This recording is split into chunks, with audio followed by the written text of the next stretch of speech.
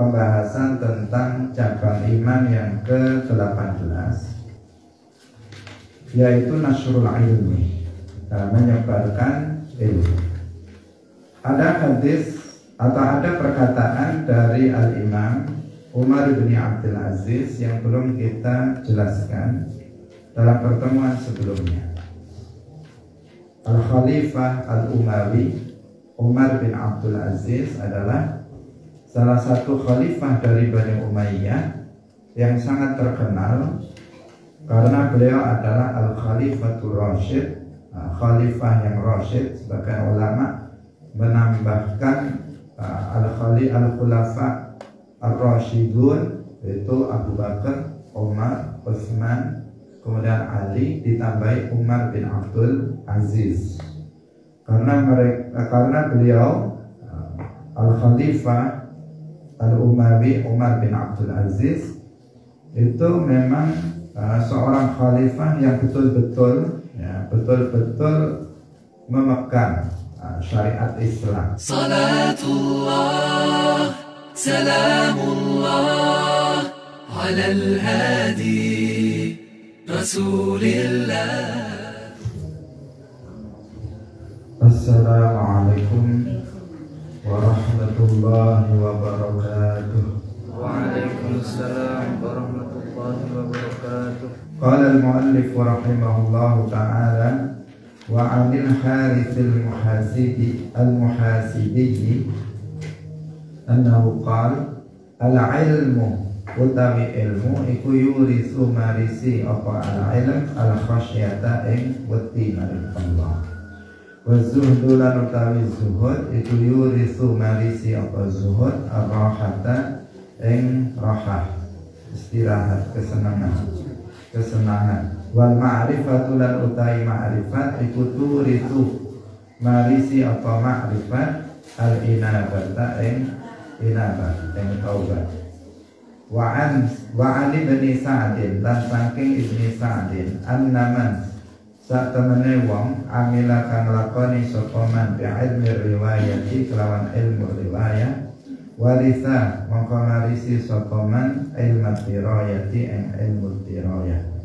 Wa man lan utai sapane wong iku amila lakoni sapa man bi ilmi dirayat kelawan ilmu dirayat warisa mongko marisi sapa man ilmu riayati ing ilmu riayat. Wa man lan utai sapane wong iku amila nglakoni sapa man bi ilmi riayati kelawan ilmu riayah hudiya mongko den wae petunjuk sapa man ila sabilil haqqi maring dalan kang bener. Wa an Maliki ibni Dinar lan saking Malik ibni Dinar qala idza talaba tatkalane nuprih sapa al-abdu kawula al-ilma ing ilmu liya'mala supaya bisa nglakoni sapa al-abd bihi kelawan ilmu kasarahu mongko melunakaken ing al-abdu apa ilmuhu ilmune abd. Wa idza talabahu lan tatkalane nuprih sapa abd ing ilmu li ghairil amali karena sakliyane amal zadahu mongko nambahi apa ilmune apa ilmu ing abad kibran ing sombong. Wa an Ma'rufin al-Karhi lan saking Ma'ruf al-Karhi qal idza arada tatkalane ngarepaken sapa Allahu Gusti Allah bi 'abdin kelawan kawula khairan ing kebagusan fataha mongko buka sapa Allah alaihi ing atase abad babal amali ing lawange ngamal. Wa aghlaqa lan nutup sapa Allah alaihi ing atase abad babal jadali ing lawange debat. Wa idza arada lan tatkalane ngarepaken sapa Allahu Allah bi abdin kelawan kawula syarran ing Allah aghlaqa mongko nutup sapa Allah alaihi ing atase abad babal amali ing lawange ngamal. Wa fatahalan buka sapa Allah alaihi ing atase abad babal jadali ing lawange debat. Wa an Abi Bakr al-Warraqi Qal man utai sapane wong iku iktafa ngalap cukup sapa man bil kalami kelawan kalam minal ilmi saking ilmu duna zuhdi tanpa zuhud wal fiqhi lan tanpa fiqh tazandaqa mongko dadi zindik sapa wong. Waman lan utai sapane wong iku iktafa ngalap cukup sapa wong bizuhdi kelawan zuhud duna fiqhi tanpa fikih wal kalami lan tanpa ilmu kalam ibtada'ah mongko gawe bid'ah sapa man. Wa man lanutai sapane wong iku iktafa ngalap cukup sapa man bil fikhi kelawan fikih duna zuhdi tanpa zuhud wal wara' ilan wara' tafat mongko iso dadi fasik sapa man. Wa man lanutai sapane wong iku tafannana nguasai disiplin ilmu fil umuri ing dalam pira-pira perkara kulliha ya sekabehane umur takhallasa mongko selamat sapa wong. Hadirin rahimakumullah, kita masih dalam pembahasan tentang cabang iman yang ke-18 yaitu nasrul ilmi, menyebarkan ilmu. Ada hadis atau ada perkataan dari Al-Imam Umar bin Abdul Aziz yang belum kita jelaskan dalam pertemuan sebelumnya.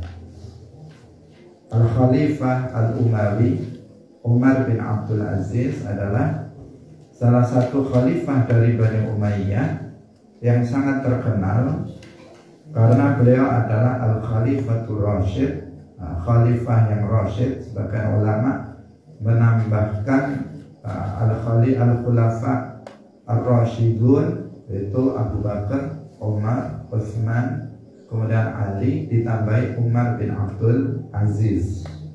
Karena beliau Al-Khalifah Al-Umawi Umar bin Abdul Aziz itu memang seorang khalifah yang betul-betul memegang syariat Islam dalam kepemimpinannya. Beliau khalifah yang adil.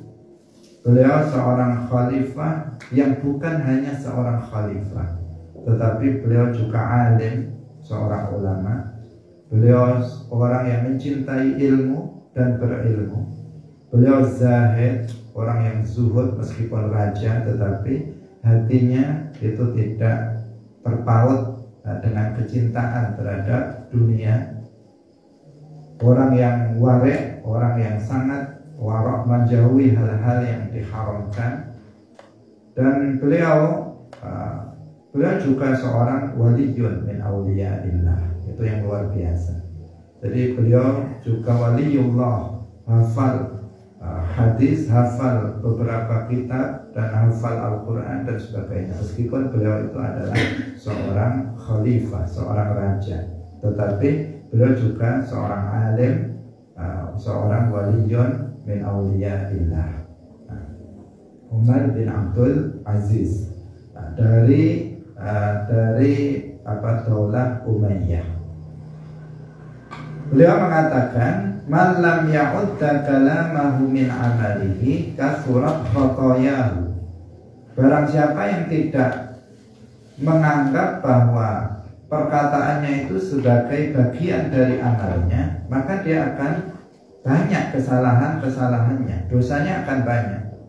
Kalau seseorang itu menganggap bahwa amal itu hanya apa yang dilakukan oleh tangannya, hanya apa yang dilakukan oleh kakinya, hanya apa yang dilakukan oleh badannya, ucapan ini tidak dimasukkan sebagai bagian dari amal, maka dia akan banyak sekali melakukan kesalahan. Dia akan banyak sekali melakukan dosa. Kenapa? Karena justru kesalahan yang paling banyak yang dilakukan oleh manusia itu bersumber dari lisan. Sebagaimana hadis Rasulullah Shallallahu Alaihi Wasallam, "Aktsaru khotoya bani Adam min lisanihi." Kebanyakan kesalahan manusia itu bersumber dari lisannya. Kebanyakan kesalahan manusia itu bersumber dari lisannya. Karena itu kalau kita mempelajari tentang ma'asil lisan atau ma'asil jawarih secara umum, maka contoh ma'asil lisan ini yang paling banyak. Kenapa? Karena memang yang paling berpotensi melakukan kemaksiatan itu adalah lisan. Al-lisan jirmuhu shaghir wa jurmuhu kabir. Lisan itu meskipun bentuknya kecil, mungil, tetapi apa? Bahayanya itu sangat besar. Selain manfaatnya juga sangat besar. Apabila seseorang itu memanfaatkan lisan dengan sebaik-baiknya, maka dia akan meraup pahala dan kebaikan yang sangat banyak. Orang kafir dengan dia mengucapkan 2 kalimat syahadat, misalnya dia mengatakan la ilaha illallah Muhammadur Rasulullah, dalam hatinya niat masuk ke dalam agama Islam, maka neraka berubah jadi surga. Artinya yang asalnya dia jika tetap dalam kekafirannya dia akan masuk neraka, tetapi karena mengucapkan 2 kalimat syahadat dengan lisannya, maka dia kemudian masuk ke dalam surga jika dia memang mati dalam keadaan beriman. Sebaliknya, jika seseorang asalnya muslim tetapi dengan 1 kalimat saja dia bisa surga jadi neraka, artinya dia menjadi kafir. Misalnya seseorang dengan lisannya dia mengucapkan 1 kata, dia mengatakan Allah itu nggak ada, ngomong begitu saja, maka dia sudah keluar dari Islam, dia telah menjadi seorang yang murtad. Surga jadi neraka, artinya yang apabila dia tetap dalam keimanannya sampai mati dia akan masuk ke dalam surga, tetapi karena dia telah memutus Islamnya dan mati dalam keadaan murtad, maka dia akan masuk ke dalam neraka selama-lamanya. Nah, ini lisan, luar biasa lisan itu. Di samping manfaatnya sangat besar, bahayanya juga sangat besar. Al-lisanu jirmuhu shaghir wa jurmuhu kabir. Dan ini apa yang diucapkan lisan ini adalah bagian dari amal. Artinya nanti pada hari kiamat akan dihisab. Nanti akan kita pertanggungjawabkan apa setiap kata yang keluar dari mulut kita, nanti akan kita pertanggungjawabkan nanti di akhirat. Yang dihisab oleh Allah Subhanahu wa ta'ala bukan hanya amal anggota badan kita, artinya bukan hanya perbuatan seperti perbuatan tangan, perbuatan badan, perbuatan kaki, tetapi apa yang terucap oleh lisan itu juga nanti dipertanggungjawabkan di akhirat. Bahkan setiap kata yang keluar dari lisan kita itu semuanya dicatat. Ada raqib, atid yang mencatat. Disebutkan di dalam Al-Quran, tidaklah seseorang itu mengucapkan suatu kata kecuali ada raqib dan atid yang mencatatnya. Wa ma yalfidhu min qawlin illa ladaihi raqibun atidun. Tidaklah seseorang itu mengucapkan suatu kata kecuali ada raqib, atid yang mencatatnya. Jadi semua kata yang keluar dari lisan kita dicatat. Jika itu berupa kebaikan, maka dicatat sebagai kebaikan. Jika itu berupa keburukan yang mengandung maksiat, maka dicatat sebagai keburukan. Jika perkataan itu berupa perkataan yang mubah, maka akan dicatat juga. Tetapi para ulama menjelaskan kemudian dihapus kembali. Kenapa? Karena perbuatan ini tidak mengandung unsur pahala dan juga tidak mengandung unsur dosa. Ketika seseorang misalnya mengatakan saya mau makan, itu kan nggak ada apanya, nggak ada dosanya, juga nggak ada pahalanya, cuma ngomong begitu saja. Para ulama menjelaskan bahwa itu juga dicatat oleh malaikat, tetapi kemudian dihapus. Kenapa? Karena nggak mengandung unsur pahala dan tidak mengandung unsur dosa, sehingga yang tersisa itu adalah catatan amal keburukan dan catatan amal kebaikan. Nah, jadi nggak ada satu kata pun yang terlepas dari lisan kita tanpa ditulis oleh para malaikat. Karena itu setiap kita itu hendaknya berpikir sebelum mengeluarkan kata-kata. Pikirkan sebelum mengeluarkan kata-kata, itu difikirkan apakah ucapan saya ini mengandung unsur dosa atau pahala atau tidak mengandung unsur kedua-duanya. Difikirkan terlebih dahulu. Saya akan ngomong ini, oh ini namanya ngerasa nih, berarti dosa, nggak jadi. Oh saya mau ngomong ini namanya mencaci maki orang, akan menyakiti orang, nggak jadi. Saya kalau mengucapkan ini, nah ini adalah namimah, ini adalah maka seseorang difikirkan, saya kalau mengucapkan kata ini, maka ini akan membuahkan pahala, maka saya akan ucapkan, dan seterusnya. Itu harus difikirkan sebelum seseorang itu mengucapkannya, karena dampaknya akan sangat berbahaya, akan ada hisabnya, akan ada pertanggungjawabannya nanti di akhirat setiap kata yang kita ucapkan. Sehingga kita harus super hati-hati.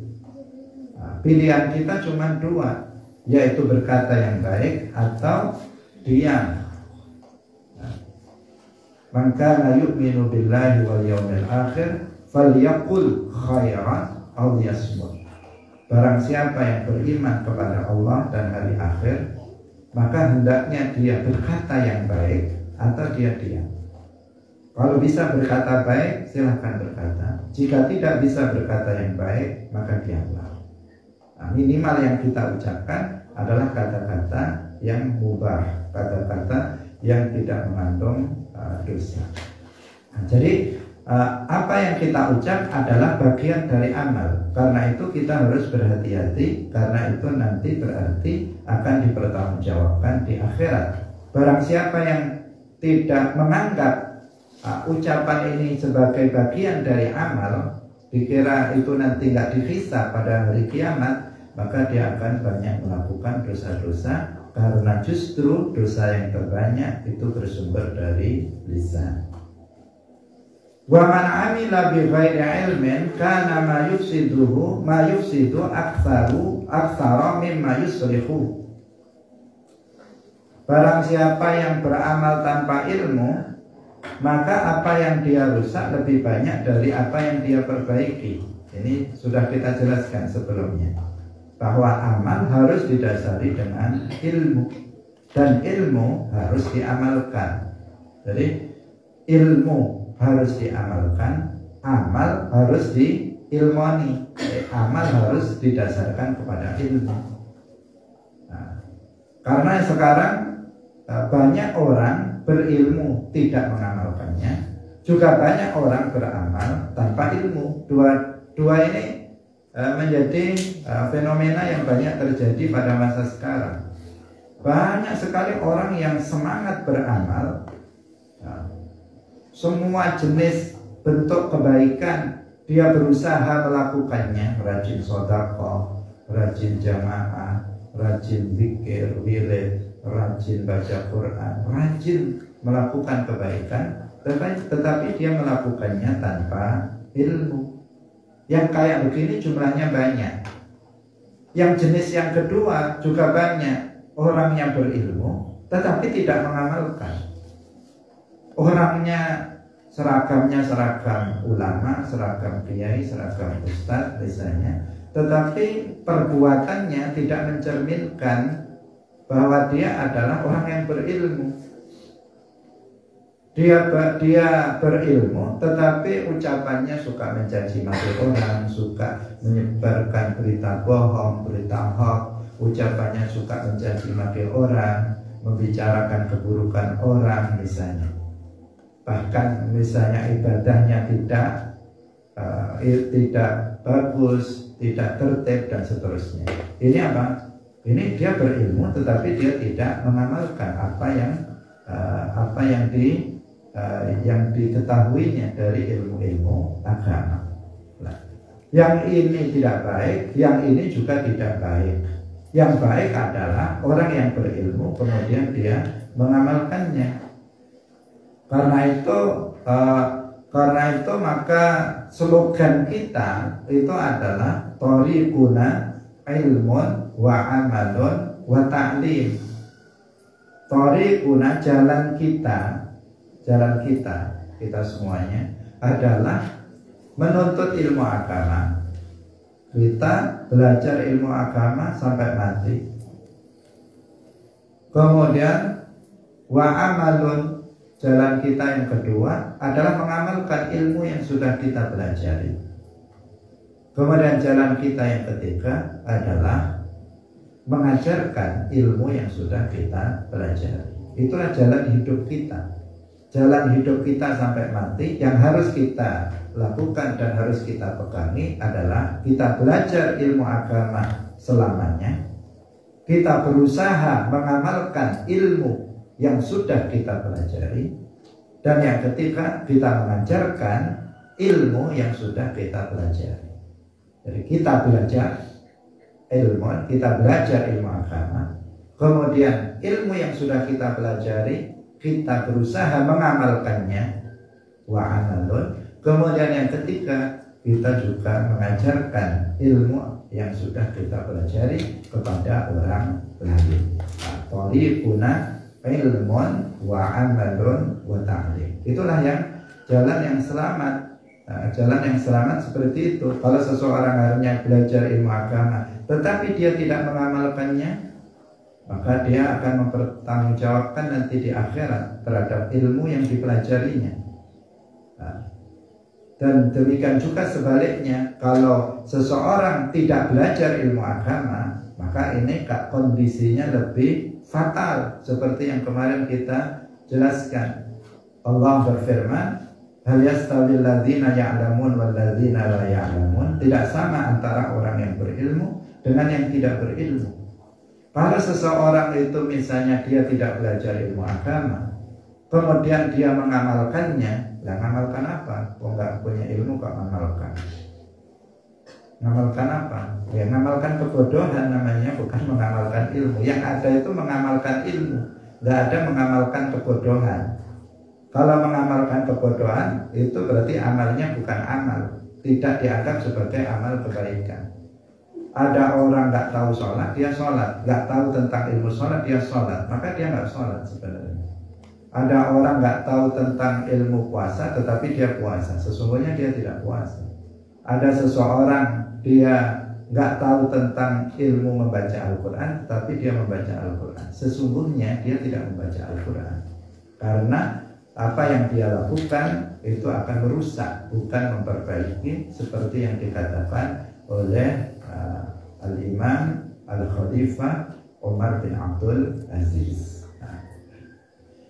Karena itulah maka nanti di akhirat kalau orang itu tentang permasalahan ilmu akan ditanya apakah dia sudah belajar ilmu agama yang fardhu ain. Itu pertama yang ditanyakan. Yang kedua adalah apakah dia mengamalkan ilmu yang sudah dipelajarinya. Dua ini. Kalau ada orang bodoh atau ada yang pertama dulu, ada orang yang dia belajar ilmu agama dan mengamalkannya, maka dia akan selamat. Dia bisa mempertanggungjawabkan dua-duanya. Ketika ditanya apakah kamu sudah belajar ilmu agama? Sudah. Apakah kamu sudah mengamalkannya? Sudah. Selamat. Yang kedua, ada seseorang sudah belajar ilmu agama tetapi dia tidak mengamalkannya. Apakah kamu sudah belajar ilmu agama? Sudah. Apakah kamu telah mengamalkannya? Belum. Nah, ini dia akan celaka karena nggak bisa mempertanggungjawabkan yang kedua. Jika Allah tidak mengampuninya, maka dia akan celaka. Yang ketiga, yang paling parah, orang bodoh, nggak pernah belajar ilmu agama. Ditanya apakah kamu sudah belajar ilmu agama? Belum. Mengamalkannya? Juga belum. Oh, nggak ada ilmunya kok mengamalkan. Nggak ada kan. Orang nggak punya ilmu mengamalkan ilmu. Yang ada tadi itu mengamalkan kebodohan. Dan itu bukan berarti mengamalkan, bukan beramal namanya. Jadi dia kena dua. Orang yang nggak pernah belajar ilmu agama kena dua. Dalam hal pertanggungjawabannya nanti di akhirat dia kena dua. Yang satu, dia tidak belajar ilmu agama. Yang kedua, dia tidak mengamalkan ilmu agama. Kalau orang alim tetapi tidak mengamalkan agama, tidak mengamalkan ilmunya, maka dia kena satu. Dari sisi dia sudah belajar ilmu agama, dia sudah bebas. Tetapi dari sisi dia mengamalkan atau belum, dia kena di sini. Makanya tetap dikatakan orang yang berilmu tetap lebih baik daripada orang yang tidak berilmu. Tetap seperti itu, karena nanti di akhirat orang yang berilmu, seburuk-buruknya orang yang berilmu, dia masih bisa mempertanggungjawabkan yang satu. Sementara orang yang tidak berilmu, dua-duanya tidak bisa dipertanggungjawabkan oleh dia nanti di akhirat ketika dihisab. Nah, karena itulah maka ya kita tetap belajar ilmu agama. Meskipun dalam hal pengamalannya tertatih-tatih, misalnya kadang tahu kalau ini haram tetap dijalankan, tahu yang ini wajib tetap ditinggalkan karena kalah dengan hawa nafsunya, maka itu tetap lebih baik daripada meskipun itu nggak baik ya. Tetapi jika dibandingkan dengan mereka yang tidak berilmu, tidak belajar ilmu agama sama sekali, maka ini tetap lebih baik. Nah, karena itu jangan berhenti kita untuk belajar ilmu agama. Nah, dalam rangka nanti kita di akhirat kita akan ditanya tentang apakah kita telah belajar ilmu agama yang fardu ain. Hadirin yang dirahmati oleh Allah Subhanahu wa ta'ala. Kita lanjutkan. Wa 'anil Harithil Muhasibi al-'ilmu yuritsul khasyah wa zuhdu yuritsul raha wal ma'rifah turisul inabah. Nah, ini dalam hal al-ilmu yuritsul khasyah, bahwa ilmu itu akan mewariskan khasyah, takut kepada Allah Subhanahu wa ta'ala. Seseorang yang berilmu, maka dia akan cenderung bisa takut kepada Allah Subhanahu wa ta'ala. Nah, sebaliknya orang yang bodoh, maka dia akan sulit untuk bisa takut kepada Allah Subhanahu wa ta'ala. Nah, semakin seseorang itu ilmunya luas, ilmunya tinggi, maka semakin dia akan takut kepada Allah Subhanahu wa ta'ala. Sehingga Rasulullah Shallallahu alaihi wasallam bersabda, "Ana a'lamukum billahi wa akhsyakum lahu." Saya adalah orang yang paling memiliki ilmu tentang Allah, artinya yang paling mengenal Allah. Dan aku adalah orang yang paling takut kepada Allah. Jadi di sini dengan seseorang menjadi a'lam, menjadi orang yang paling berilmu, maka dia menjadi orang yang paling takut kepada Allah. Yang kemarin disebutkan juga innama yakhsyallaha min ibadihil ulama. Jadi ulama yang akan takut kepada Allah Subhanahu wa ta'ala. Takut kepada Allah sehingga dia tidak akan meninggalkan perkara yang diwajibkan dan tidak akan menjalankan apa yang diharamkan oleh Allah Subhanahu wa ta'ala. Kemudian yang berikutnya langsung kita baca perkataan dari Malik ibni Dinar, bahwasanya beliau berkata, "Idza talabal 'abdu ala ilma liya'mala bihi kasarahu ilmuhu wa idza talabahu li ghairil 'amali zadahu kibran." Nah, ini harus kita perhatikan betul-betul, bahwa seseorang kalau dia belajar ilmu agama itu tujuannya untuk diamalkan. Saya belajar sholat agar saya bisa sholat, dan saya akan sholat dengan berdasarkan ilmu itu. Saya belajar membaca Al-Quran agar nanti saya bisa membaca Al-Quran dengan baik, dan saya akan membaca Al-Quran setiap hari. Saya belajar misalnya wudhu agar nanti saya bisa wudhu dan saya akan bisa berwudhu dengan wudhu yang benar. Nah, kalau tujuan orang belajar itu seperti itu, maka kasarahu ilmuhu, ilmunya itu membuat dia lembut, ilmu dia itu membuat dia mutawadhi, membuat dia rendah hati, membuat dia rendah hati. Sebaliknya kalau ada seseorang belajar ilmu agama itu tujuannya bukan untuk diamalkan, bukan untuk diamalkan, tetapi untuk sekedar bangga-banggaan, agar dipuji oleh orang sebagai orang yang berilmu, atau agar bisa nanti dapat duit misalnya dengan ilmu yang dia miliki. Maka itu zadahu kibran, ilmu yang dia miliki itu akan menambah dia kesombongan, akan menjadikan dia orang yang sombong. Sehingga dalam kehidupan sehari-hari kita itu kita melihat ada orang berilmu kemudian dia mutawadhi, dia rendah hati. Ada juga orang yang katanya berilmu tetapi ternyata dia sombong. Ada nggak yang seperti itu? Ada. Ada orang berilmu tetapi dia mutawadhi, rendah hati. Rendah hati itu tidak sombong. Lah sombong itu artinya batarul haqqi wa ghamtun nas. Batarul haqqi itu artinya sombong itu menolak kebenaran dari orang yang mengucapkannya, karena yang mengucapkannya itu lebih sedikit ilmunya, lebih sedikit hartanya, lebih sedikit umurnya, pokoknya serba lebih sedikit yang mengucap itu, sementara dia serba lebih banyak. Dia lebih tua, sedangkan yang ngasih nasihat itu masih muda, maka dia menolak kebenaran itu.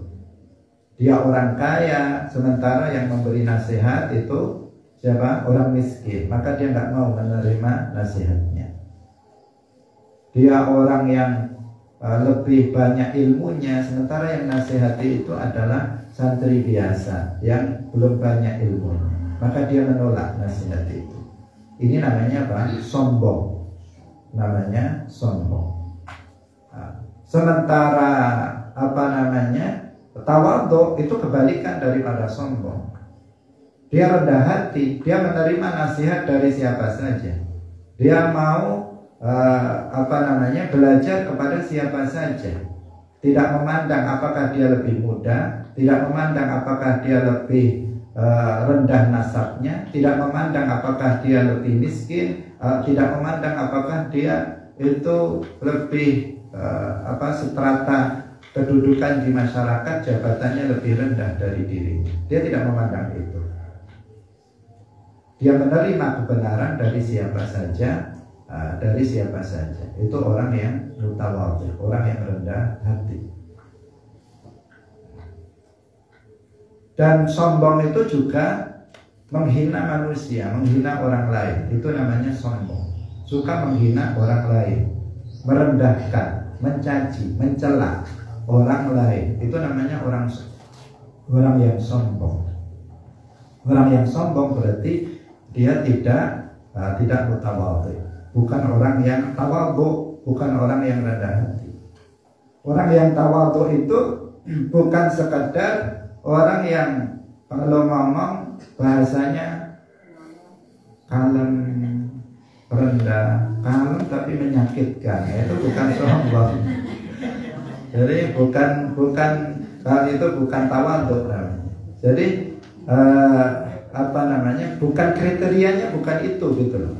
Kriteria meskipun ciri-cirinya kayak begitu, tetapi kriterianya bukan seperti itu. Kalau berjalan nunduk-nunduk, kalau berjalan nggak dangak, misalnya dia selalu menghadap ke bawah, itu ciri-cirinya orang tawadhu. Tetapi orang tawadhu bukan yang kayak begitu. Berarti yang kayak begitu berarti mutawadhi. Karena ada orang yang modelnya kayak begitu, kayaknya tawadhu sekali. Kalau ngomong pelan, kalau misalnya berjalan dia enggak celongak misalnya, dia tidak kayak orang tawadhu. Tapi ketika dinasihati enggak mau menerima. Ketika diberi nasihat tidak mau menerima, dia nolak. Malah kamu santri kemarin ya, misalnya kamu baru lahir kemarin, saya sudah lama hidup di dunia ini, kata dia, sudah banyak garam yang saya makan, dia tidak mau menerima. Padahal kayaknya dia orang yang mutawadhi, orang yang rendah hati, tapi ternyata diberi nasihat tidak mau. Nah, maka ini orang sombong namanya, bukan orang yang rendah hati. Nah, jadi kita harus tahu definisi ini. Ini Rasulullah Shallallahu Alaihi Wasallam sendiri yang mengatakan bahwa al-kibru, sombong itu adalah batarul haqqi wa ghamtun nas, yaitu menolak kebenaran dari orang yang mengucapkannya, satu. Yang kedua adalah ghamtun nas, yaitu menghina orang lain. Menghina orang lain. Kalau ada seseorang menghina orang lain, maka dia berarti orang yang sombong. Kalau ada orang ngomongnya pelan tapi nyelekit, menghina orang lain misalnya, nah ini namanya sombong. Kenapa orang itu menghina orang lain? Karena dia merasa lebih tinggi dari orang lain. Kenapa orang kaya menghina orang miskin? Karena dia merasa bahwa dia kaya lebih baik daripada orang yang miskin. Kenapa orang yang berilmu menghina orang bodoh? Karena dia orang yang bodoh, maksudnya orang yang lebih sedikit ilmunya, karena dia merasa bahwa dia lebih baik dari orang lain. Adanya menghina itu dikarenakan orang yang menghina itu merasa bahwa dia lebih baik dari orang yang dihina. Dan itulah yang disebut dengan kibr, itulah yang disebut dengan sombong. Nah, kalau kita itu belajar ilmu agama, tujuannya untuk kita amalkan, agar kita bisa mengamalkan apa yang kita pelajari, maka kita akan menjadi mutawadhi. Kita akan menjadi orang yang rendah hati, tidak akan sombong. Saya belum bisa wudhu, saya pengen bisa wudhu, maka dia akan belajar kepada siapa saja untuk bisa dapat ilmu dan dia kemudian bisa mengamalkannya. Tetapi kalau dia belajar itu untuk bukan untuk diamalkan, maka akan muncul sifat sombong pada dirinya, sehingga dia tidak akan belajar kepada selain dia tidak akan belajar kepada seseorang yang menjadikan dia menjadi rendah di hadapan orang lain. Dia tidak akan melakukannya. Nah, sehingga sebagian ulama akan mengatakan bahwa ithnani la yata'allaman. Ada dua orang yang tidak akan bisa belajar. Ada dua orang yang tidak akan bisa belajar selamanya. Dia nggak akan bisa hadir dalam majelis ilmu agama. Siapa? Yang pertama adalah al-mustahi, yaitu orang yang malu untuk belajar. Ayo kita ngaji, malu saya. Belajar ngaji malu, ya nggak akan pernah datang dalam majelis ilmu. Ada nggak orang yang kayak begitu? Banyak orang yang malu itu banyak. Nah, jadi pemalu atau malu tidak pada tempatnya. Al-haya nanti akan disebutkan min syu'abil iman juga. Malu itu adalah bagian dari iman, tetapi malu yang dimaksud adalah al-hayaul mamduh, yaitu malu yang terpuji. Malu dari melakukan keburukan, malu dari melakukan kemaksiatan. Itu yang terpuji. Malu yang menjadikan seseorang itu tidak mau menjalankan perkara yang diharamkan atau meninggalkan perkara yang diwajibkan. Tetapi kalau malu yang menghalangi seseorang dari kebaikan, maka itu adalah mazmum, itu adalah tercela. Seperti tadi itu, malu untuk belajar ilmu agama, malu untuk hadir dalam majelis ilmu. Ayo kita hadir dalam majelis ilmu. Saya nggak pernah ke sana, malu saya sama si fulan misalnya. Maka ini dia selamanya akan bodoh, dan tidak akan pernah dia bisa belajar, dan dia tidak akan pernah menjadi orang yang berilmu. Yang kedua adalah al-mutakabbir. Orang yang sombong. Orang yang sombong ini juga nggak akan pernah belajar. Dia nggak akan pernah mendapatkan ilmu. Kenapa? Karena dia merasa bahwa dirinya lebih baik dari orang lain, sehingga dia nggak mau belajar kepada orang lain, maunya ngajar, belajar tidak mau. Nah, itu di sana ada pengajian, ayo kita hadir. Siapa sih yang ngaji? Oh, si fulan. Oh, itu kalah itu kalau sama saya itu. Saya dulu mondoknya 20 tahun, dia cuma 10 tahun. Misalnya, saya nggak mau lah. Nah, dia sombong. Itu namanya sombong karena dia nggak mau. Dia merasa lebih dari orang lain. Nah, ayo kita ngaji, misalnya dia mengatakan, kemudian siapa yang ngaji? Oh, si fulan. Oh, si fulan yang baru keluar dari pondok itu, masih muda. Saya sudah tua saya. Nah, saya lebih dari dia. Maka dia kemudian tidak akan belajar selamanya. Nah, orang yang sombong tidak akan pernah belajar. Nah, karena itulah maka orang yang sombong ini akan sangat berbahaya untuk dirinya sendiri, berbahaya untuk dunianya, dan berbahaya untuk akhiratnya. Nah, kita dalam belajar ilmu agama harus kita niatkan bahwa kita belajar untuk bisa kita amalkan. Kalau kita belajar akidah, agar kita memiliki akidah yang kuat, yang tangguh, yang tidak akan goyang tanpa ada keraguan dalam akidah. Kalau kita belajar fikih, maka agar kita bisa beribadah dengan ibadah yang benar, yang sah, yang diterima oleh Allah. Kalau kita belajar akhlak, tasawuf, maka agar kita dalam kehidupan sehari-hari menjadi orang yang berakhlak yang mulia. Itu tujuan kita dalam belajar. Maka kita akan menjadi orang yang mutawadhi. Kalau tujuannya begitu, kita akan menjadi orang yang rendah hati.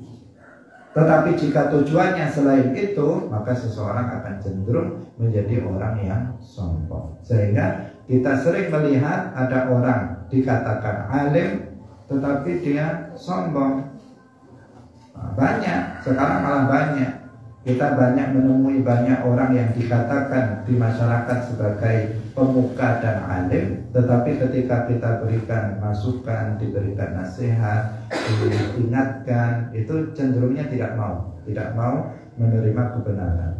Meskipun kita sebutkan Al-Quran, kita sebutkan hadis, kita sebutkan perkataan-perkataan para ulama, dia tetap tidak mau. Kenapa? Karena kita dianggapnya kecil, kita dianggapnya lebih rendah, kita dianggapnya lebih sedikit ilmunya, dan seterusnya. Hadirin yang dirahmati oleh Allah Subhanahu wa ta'ala. Kemudian yang berikutnya perkataan Ma'ruf al-Karhi. Seorang sufi Ma'ruf al-Karhi yang kuburannya itu diziarahi dan mujarrab. Berdoa di kuburan Ma'ruf al-Karhi itu mujarrab. Mujarrab artinya itu banyak yang terbukti dikabulkan oleh Allah Subhanahu wa ta'ala. Beliau mengatakan, idza aradallahu bi'abdin khairan fatahallahu alaihi babal amal wa aghlaqa alaihi babal jahal. Wa idza aradallahu bi'abdin syarran aghlaqa alaihi babal amal wa fataha alaihi babal jadal. Beliau mengatakan, apabila Allah menghendaki kebaikan bagi seseorang, maka Allah akan membuka pintu amal untuk dia dan menutup pintu debat pada dia.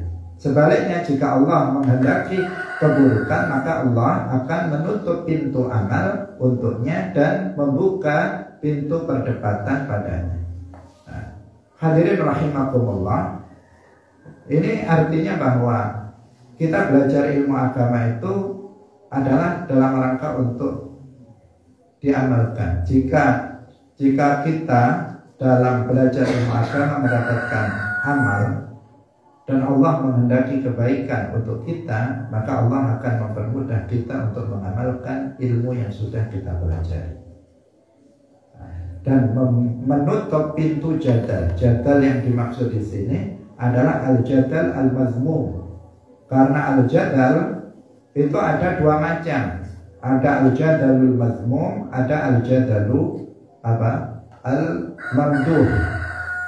Yang mazmum yang dimaksud oleh Ma'ruf al-Karhi itu adalah perdebatan yang tercela. Karena debat itu ada yang baik, ada yang tercela. Yang tercela itu yang kebanyakan terjadi itu yang tercela, yaitu ketika seseorang mendebat orang lain bighairi haq, mendebat orang lain bighairi haq yang tidak benar. Dia justru membenarkan yang salah. Dengan pengertian dia membela yang salah, dia dukung, dia dengan debatnya itu kepandaiannya dalam berbicara, kemudian dia mendukung sesuatu yang salah, atau misalnya membuat sesuatu yang benar itu menjadi salah, dibalik-balik. Karena seseorang itu kalau lidahnya licin, pandai dalam berbicara, sesuatu yang benar itu seolah-olah salah, dan sesuatu yang salah itu seolah-olah benar. Maka hati-hati dengan orang yang kayak begini. Jadi lidahnya itu kalau ngomong bisa langsung menghipnotis orang yang diajak bicara, karena dia kepandaiannya di dalam berbicara. Tapi ada sebagian orang yang nggak pandai bicara, dia benar, ilmunya juga luas, dia sebenarnya juga punya dalil-dalil tentang kebenaran yang dipeganginya, tetapi dia nggak bisa ngomong, nggak bisa debat. Ketika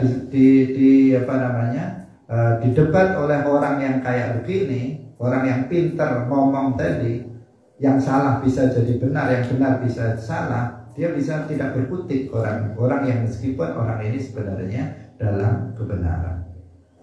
Ya, seperti dalam pengadilan yang perdebatan itu kan banyak di pengadilan antara pengacara dan penuntut itu berdebat. Siapa yang pintar ngomong, dia yang menang. Siapa yang enggak bisa ngomong, yang kalah ngomongnya, dia akan kalah. Nah, seperti itu. Sehingga ada orang yang enggak bersalah, dia harus masuk penjara. Karena apa? Kalah dalam berbicara. Sebaliknya ada orang yang salah, dia malah bebas. Kenapa? Karena pengacaranya top, pintar ngomong. Nah, ini apa? Ini yang terjadi. Nah, kita dalam belajar ilmu agama itu,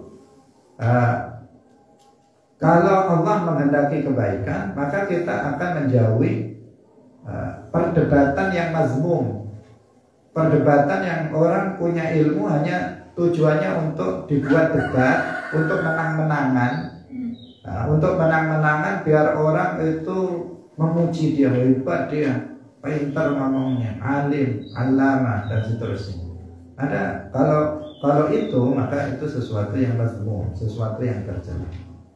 Tetapi kalau yang dimaksud di situ adalah perdebatan yang mamduh dalam rangka membela kebenaran, dalam rangka menegakkan kebenaran dan mengungkap kesesatan, mengungkap kesalahan, kebatilan, maka ini sesuatu yang mamduh, sesuatu yang terpuji. Seperti yang dilakukan oleh para ulama Ahlus Sunnah wal Jamaah dalam membela akidah Ahlus Sunnah wal Jamaah. Seperti Al-Imam Abul Hasan Al-Ash'ari, Imam Ahlus Sunnah wal Jamaah, Al-Imam Abu Mansur Al-Maturidi, Imam Ahlus Sunnah wal Jamaah, dan para ulama Ahlus Sunnah wal Jamaah, ulama kalam lainnya dari kalangan Ahlus Sunnah wal Jamaah. Mereka banyak sekali mendebat kelompok-kelompok yang sesat dan menyesatkan seperti Mu'tazilah, Qadariyah, dan lainnya. Mereka lakukan itu. Imam Abul Hasan Al-Ash'ari, kitab-kitabnya berisi perdebatan-perdebatan. Beliau mendatangi para tokoh-tokoh Mu'tazilah, satu persatu didatangi ke rumahnya, diajak debat. Perdebatan yang dilakukan oleh Imam Abul Hasan Al-Ash'ari adalah perdebatan yang mamduh dalam rangka untuk mengungkap mana yang hak dan mana yang batil. Itu tujuannya. Jadal di sini jadal yang mampu. Sementara yang dimaksud oleh Syekh Ma'ruf Al-Karhi di sini adalah jadal yang mazmum. Yang ini banyak, yang kebanyakan orang seperti ini. Terkadang kita menemui beberapa orang ini sulit sekali dia disampaikan hujjah kepadanya. Dibilang begini, kalau begini, dia debat saja. Kalau diberitahu itu selalu mendebat kita. Itu ada orang-orang yang kayak begitu. Nah, orang seperti itu tanda-tanda tidak baik. Tanda-tanda tidak baik. Seperti yang dikatakan oleh Ma'ruf Al-Karhi. Jika Allah menghendaki kebaikan, maka Allah akan membukakan pintu amal untuk dia. Artinya dia belajar, kemudian yang dia pikirkan adalah bagaimana mengamalkan ilmunya, bukan menjadikan ilmu sebagai bahan untuk mendebat orang lain dalam rangka untuk agar orang mengagumi dirinya karena kepandaiannya di dalam berdebat. Sebaliknya, jika Allah menghendaki keburukan bagi seseorang, maka akan ditutup pintu amal. Dia nggak akan mengamalkan, tapi hanya pintar ngomong. Kebanyakan orang kalau pintar ngomong tidak mengamalkan. Kalau ngomong kayak iya, tetapi ternyata dalam praktek, ternyata kosong, nol. Harus begini. Ternyata mana yang dia lakukan? Nah, tidak sedikit yang dia lakukan dari apa yang dia ucapkan. Nah, sehingga kalau dalam pepatah Indonesia bunyinya? Tong kosong nyaring bunyinya. Tong kosong nyaring bunyinya. Jadi yang bunyinya keras-keras itu biasanya kosong. Nah, yang bunyinya keras-keras. Hadirin rahimakumullah, demikian pengajian kita pada pagi hari ini. Jadi yang harus dijauhi di sini adalah al-jadal al-mazmum. Sedangkan al-jadal al-mamduh, maka ini harus dilakukan. Nah, ini agar tidak salah paham, karena ada sebagian nanti kalau membaca ini menganggap bahwa nggak boleh kita berdebat dengan Wahabi, nggak boleh kita berdebat dengan Hizbut Tahrir. Kita harus mendebat mereka dalam rangka membuka kedok kesesatan mereka dan menegakkan akidah Rasulullah dan para sahabatnya. Nah, yang nggak boleh adalah berdebat yang mazmum, hanya tujuannya adalah untuk agar orang memuliakan dia, memuji dia, atau agar membenarkan sesuatu yang batil atau membatilkan sesuatu yang hak. Barakallahu fikum. Wallahu muwaffiq ila aqwamit thoriq.